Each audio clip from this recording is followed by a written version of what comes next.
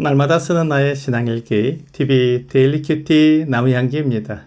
오늘은 야고보서 1장 9절부터 11절을 묵상하겠습니다.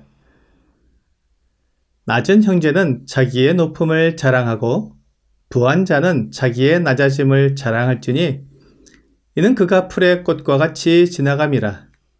해가 돋고 뜨거운 바람이 불어 풀을 말리면 꽃이 떨어져 그 모양의 아름다움이 없어지나니 부한 자도 그 행하는 일에 이와 같이 쇠잔하리라.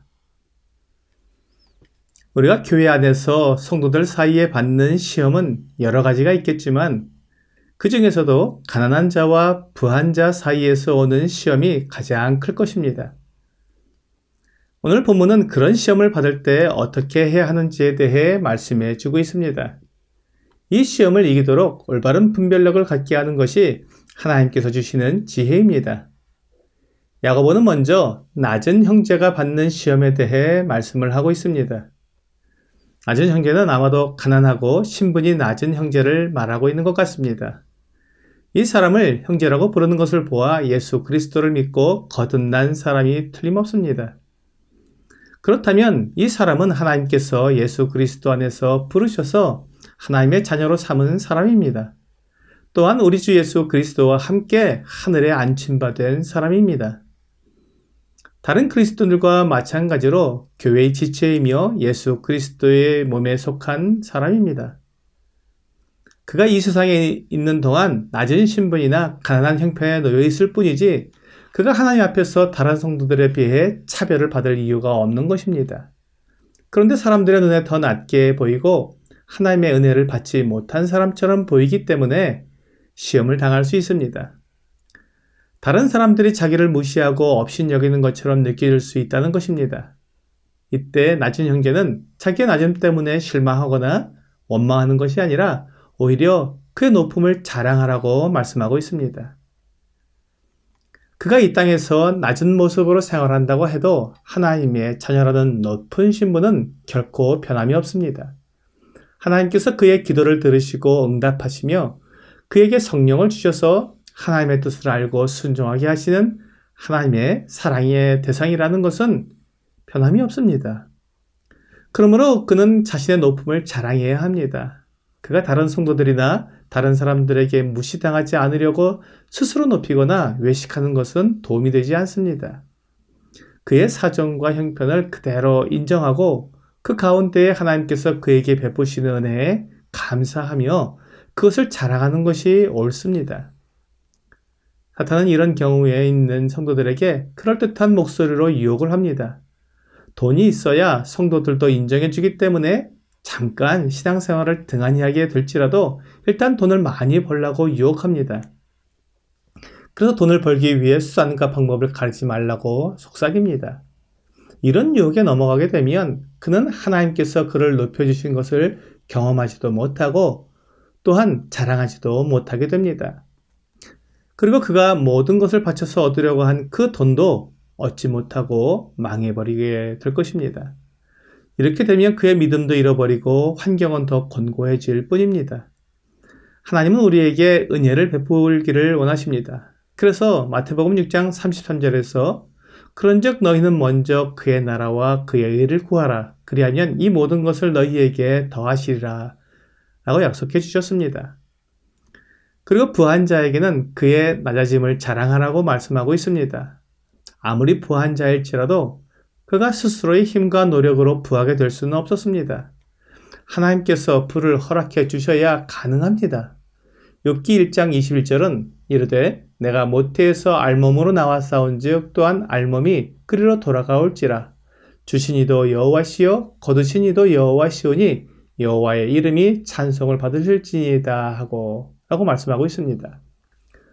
욥의 모든 재산과 그의 자녀들까지도 하루아침에 하나님께서 거두어 가셨을 때 욥은 하나님께 이와 같이 고백하며 그의 믿음을 지켰습니다. 욥은 이와 같이 그의 낮아짐을 자랑한 것입니다. 그에게 있는 재물이 그를 높여주는 것이 아니고 오직 하나님께서 그를 높여주셔야 높아진다는 것을 알았던 것입니다. 야고보는 부한 사람의 영광은 마치 풀의 꽃과 같이 지나간다고 말해 주었습니다. 풀의 꽃은 아름답습니다. 많은 사람들이 그 꽃의 아름다움을 보려고 들로 산으로 다닙니다. 비록 들에 핀 이름 모를 그런 잡초일지라도 그 꽃의 아름다움은 솔로몬이 모든 지혜로 입은 옷보다 훨씬 더 아름답습니다. 하나님께서 그런 아름다움을 주신 것입니다. 하나님께서 들꽃에게 아름다움을 주시지만 또한 때가 되면 해가 덥고 뜨거운 바람이 불어서 그 꽃을 말려버리십니다. 그러면 남는 것이 없습니다. 사람들의 마음을 빼앗을 정도로 아름다웠던 꽃이 한순간 떨어져 말라버리게 되는 것입니다. 이 모든 것은 하나님의 뜻과 계획에 따라 이루어집니다. 그러므로 부유한 형제는 자신의 부유함을 자랑해서는 안 됩니다. 그의 낮아짐을 자랑해야 합니다. 그럴 때 하나님께서 그와 함께 하시며 그를 사람들 앞에서 높여주시는 것입니다. 우리는 내 힘으로 높아지기를 원합니다. 하지만 나에게 있는 모든 것이 하나님께 주신 것임을 인정해야 합니다. 그렇지 않으면 하나님께서 그에게 있는 모든 것을 다 가져가실 수 있습니다. 누가복음 12장 19절부터 21절은 또 내가 내 영혼에게 이르되 영혼아 여러 해 쓸 물건을 많이 쌓아두었으니 평안히 쉬고 먹고 마시고 즐거워하자 하리라 하되 하나님은 이르시되 어리석은 자여 오늘 밤에 내 영혼을 도로 찾으리니 그러면 내 준비한 것이 누구의 것이 되겠느냐 하셨으니 자기를 위하여 재물을 쌓아두고 하나님께 대하여 부여하지 못한 자가 이와 같으리라 라고 말씀하고 있습니다. 높은 지위를 가지고 여러 해 동안 먹을 수 있는 많은 재물을 쌓아둔 사람일지라도 하나님께서 그의 영혼을 도로 찾으시면 그가 준비해 놓은 모든 것이 그에게 아무 소용이 없습니다.